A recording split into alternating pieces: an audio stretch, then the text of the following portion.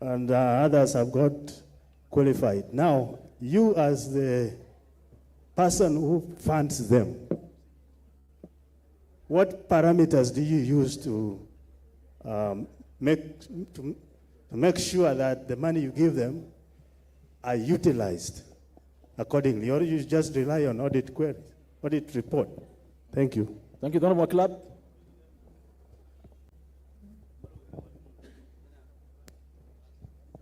I have one question and one comment. Number one, how to ensure that political parties, when doing their primaries, will strictly comply by using their political parties register.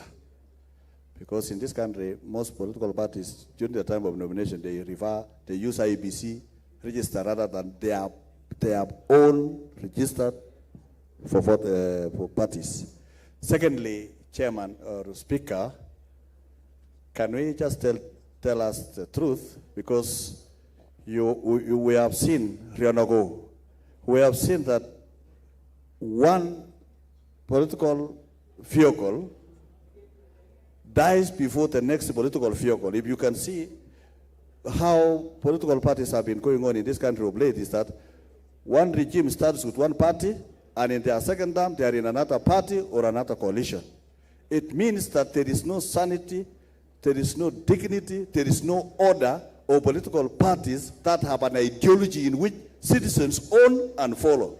What happens is that we follow our regional kingpins, we follow our leaders, wherever they go, even if they go today, we all go in that direction. It means we don't have a serious ideology on what we want as a country in a political party system, just like in America and other places. Give the mic to your neighbor here. No, give the mic to Honorable Mwinyi. Give the mic to Honorable Mwinyi over there before you bring it up. The Honorable Mwinyi just next to Honorable Maklap. No, give it to the Honorable. Let me ask you a simple question. What happens when a party is given the 6 months probation period and it expires? What happens when a party is given the 6 month probation period and it expires? I hope you don't have that down. Give it, the next person was not supposed to be. The other side, Marakwet West. It's okay. I'll come like this. Thank you for the eloquent presentation. One, CEO, what do you think should happen in terms of internal regulation of political parties? Because sometimes internal regulations compromise the credibility of elections. Do you think we should regulate through the law? Number two, in terms of the registration of political parties, what happens if a political party is deregistered, whereas it has members already elected to the National Assembly, the Senate, or the county assemblies? Finally, in terms of legal reforms, you've said that you are following up on legal reforms. Now, the current Political Parties Act, as constituted, only regulates political parties. Now, as a member elected as an independent member of parliament, I find that there are so many gaps. There is a lacuna in law in terms of regulation of independent candidates. Do you think it is time that the Political Parties Act is amended to include independent candidates or independent elected leaders? Thank you. Honorable Batandi here.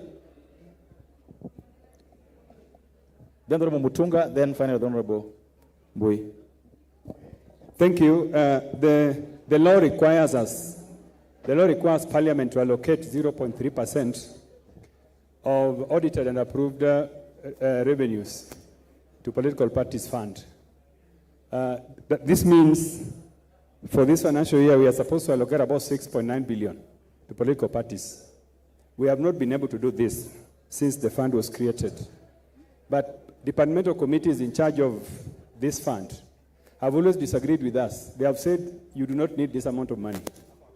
I wanted you to maybe tell members whether does political parties need these humongous amounts of money, 6.9 billion, in case of this financial year. And also, because some political parties have gone to court and they have secured orders compelling us to be able actually to allocate these funds in arrears. So this dilemma is with us. We want to know whether, do we need all this amount of money to go to political parties? Do you think this money is necessary? Thank you. Thank you, Honorable Mutunga. Thank you, Honorable Speaker. Honorable Speaker, I would like to ask John, do political parties are they living organs? What I mean by living organs is that at the point of registration, they should have at least 24,000 people, members. And then there is party hopping. I mean, there is changing through the app from one party to the other, which means the number of members keep changing. How do you verify whether they're qualifying 24, or is it mandatory that they should remain 24 and above? We need to know that. The other issue is that that's the reason why I'm calling it living. If they are living, they should have 24 plus always. The other issue is with the resource constraints, and then data being very useful and important in this case. How would you rate your credibility of your data? You've told us how resource constrained you are, and how does your data measure up with that of IEBC? How often do you two, as an institution, compare what you have? Because during nominations, IEBC data is used, and then we don't know whether these people really are part of they're also registered.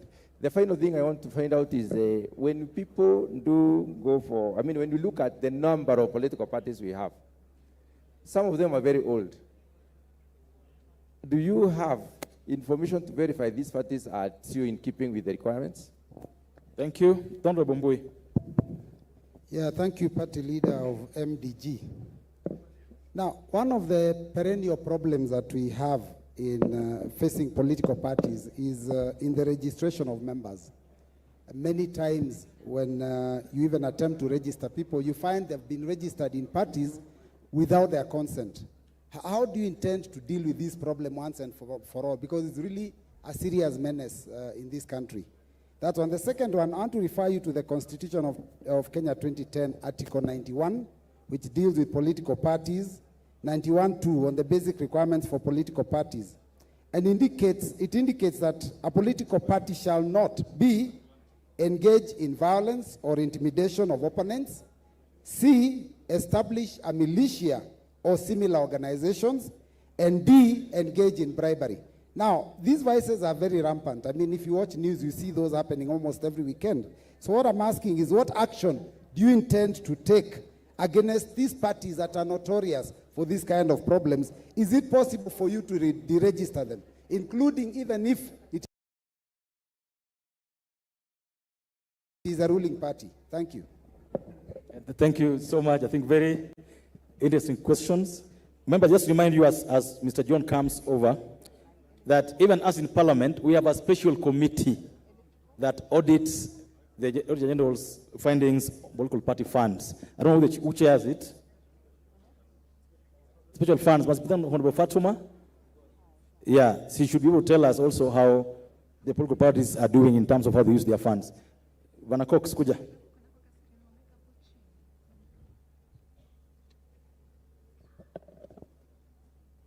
Thank you.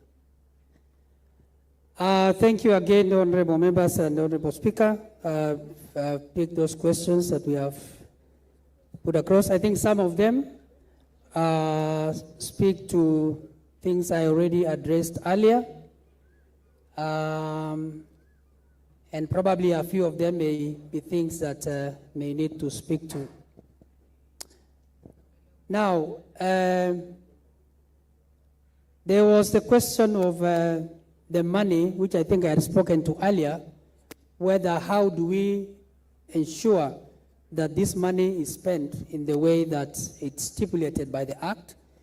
And I think I did give us some of the things that the parties do, one of them being submission of their plans for how they plan to do the activities for that year, and also the submission of their accounts, which are open to the Auditor General for purposes of reviewing them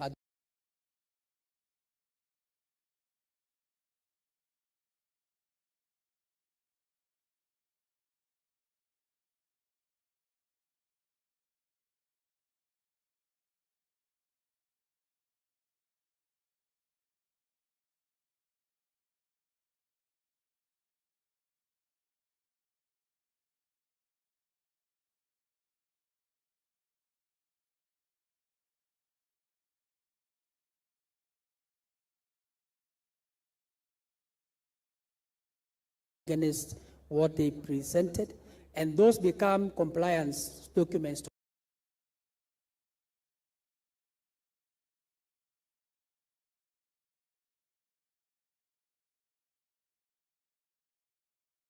Parties professionally registered. From that date of the issuance of the certificate, they have 270 days within which to now apply and come on board to full registration. If they don't comply within those that framework, then the certificate expires and they will be forced then to again redo the process because they have to keep themselves alive to that time frame that is provided for them. I think I did speak earlier that section 7, subsection 9 of the Political Parties CAF 7D speaks of a party cannot belong to more than one coalition. You know, and a member of a coalition cannot belong to another coalition. I think I did go through that section earlier when I was doing my presentation. And I think there was also the question of the registration. What happens when a party is deregistered? There is a process when a party is deregistered regularly. Then there is provision for those for the memberships, especially those who are in active leadership roles, to make choices of where they want to go, and that the law that says they will be seen to have moved will not apply to them, because then it's providing for them an opportunity to continue the representation process of their respective areas where they come from. There are two questions I want to tie together. One is, how do you make sure political parties are living organs? And the other one is internal regulation of political parties, which becomes a serious issue in terms of credibility for election.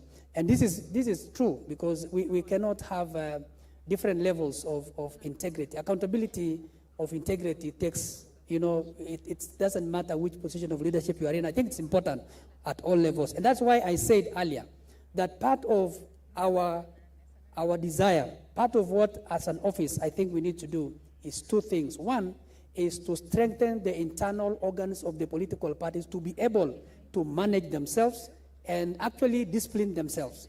Because they are entities, we do not also want to be micromanaging those parties, but we need to strengthen the internal organs to function so that when there are disputes, they're able to contain them. And they are not run down by their own memberships in terms of the leadership, but they're able to control them. And the second one is we need to sensitize the public. The public who are actually the members of these political parties need to have enough information about the parties, how the parties function, how the parties are supposed to comply to the Political Parties Act, so that then the wider base of accountability of the parties is not just within the party, but also within the membership of those parties, where they come from. So that, to me, becomes a broader base for the purposes of holding our parties accountable and making them decent. Do we need to do reforms to have independent candidates regulated? Again, it's a conversation that we need to have.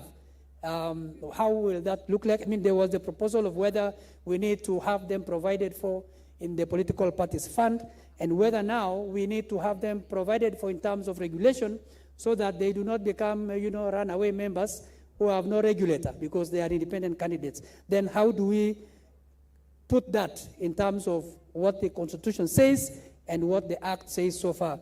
But I would say that in terms of the reforms that we are right now, we have not featured the issue of the independent being considered probably as one of the people to be regulated, neither the consideration for the fund. So it's something that we're looking forward to see how that is going to look like as we move on. The issues of memberships in the system, I think I did speak to this and said that the system is allowing us to be able to control how members move from one party to the other. As opposed to maybe previously, for those who came on board earlier, we didn't have a system as such. But now we have a system that actually has a very good control, that you cannot register as a member of two political parties. Neither can you include somebody in a party without their consent. Neither can a party also join another, can an individual join a party without the consent of the party. Because when you apply to be a member of a party, then the party gets notification and then have to consent for you to be a member of that party. So it works both ways. Now, in terms of integration roles, I think you know that I've mentioned earlier that IEBC and ORPP have no options. We are joined at the hip because of the processes that we have. I mentioned about the nomination rules. I talked about political party registers. I talked about political party nominations. All those processes are certified by ORPP and are submitted to the Electoral and Boundaries Commission for purposes of elections. So we have to speak to each other in more than one way for us to be able to hold the parties accountable.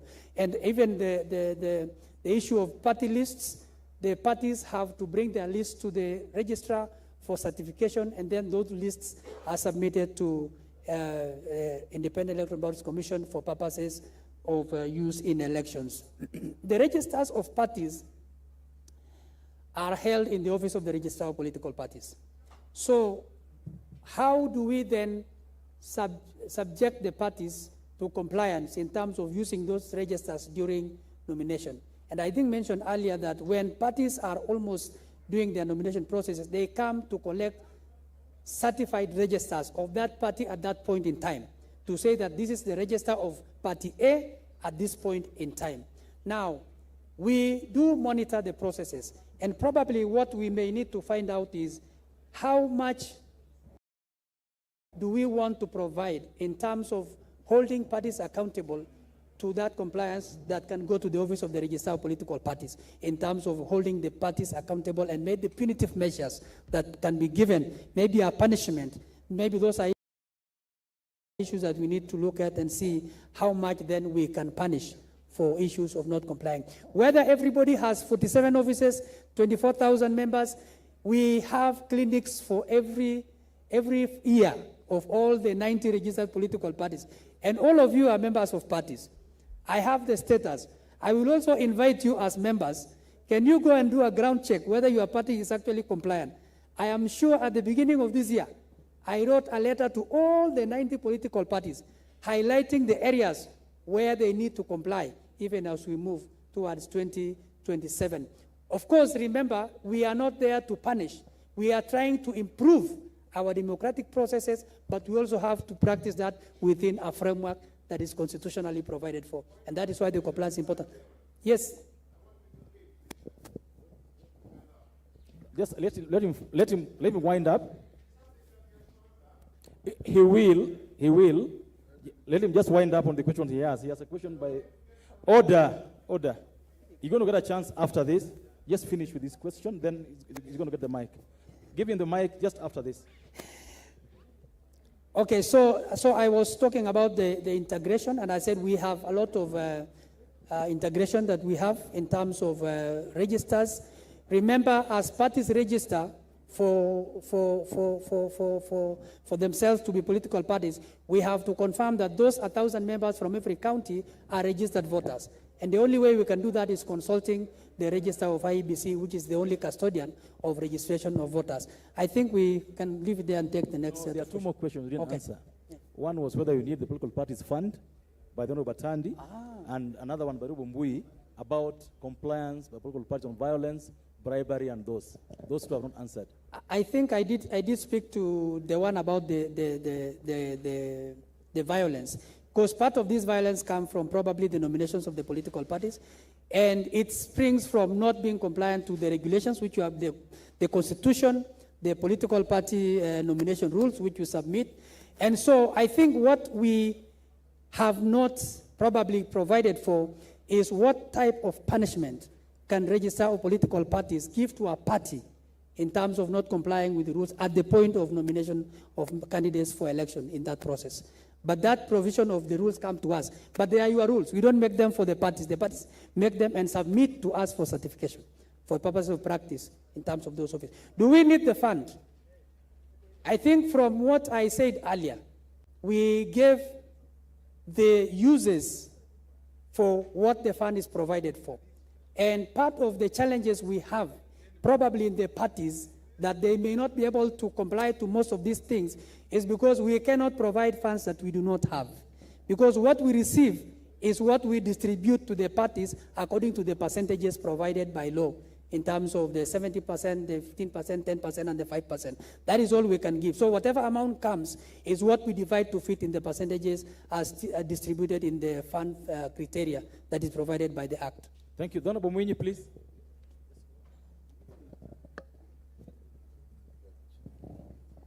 Asante sana Bwana Mwenyekiti.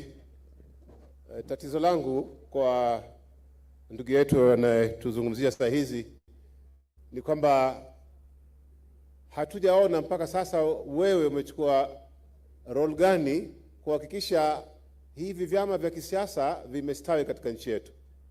Napenda kumpongeza Bwana Spika, chama chake ni Ford Kenya kutoka 1990 mpaka leo.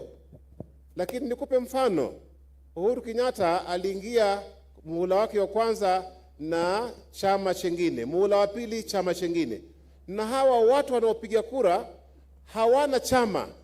Ni vile siasa inavyokwenda kitaifa, wao wanaenda namna hiyo.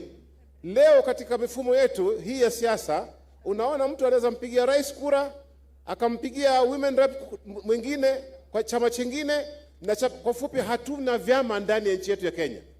Huno mfumo ambao waitwa mfumo wa chama kama ANC in South Africa, kama CCM in Tanzania, mbona hapa kwetu haujastawi? Na je, wewe una mikakati gani ya kuhakikisha watu wanakaa katika vyama vyao na wanaenda na sera ambazo wameweka katika hizi vyama vyao? Otherwise saa hizi huyu atakuja atasema this time niko na policy hii, mwingine akija ana policy ile, and then hatutakuwa na maendeleo ya nchi. Kwa sababu gani? Hatuna mfumo ambao unatuelekeza mahali popote. Asante sana Bwana Mwenyekiti. Thank you very much. Thank you. I agree with you 100%, Honorable Member. I think it's a question that we need to, I'm happy that we are all seated here as members of political parties.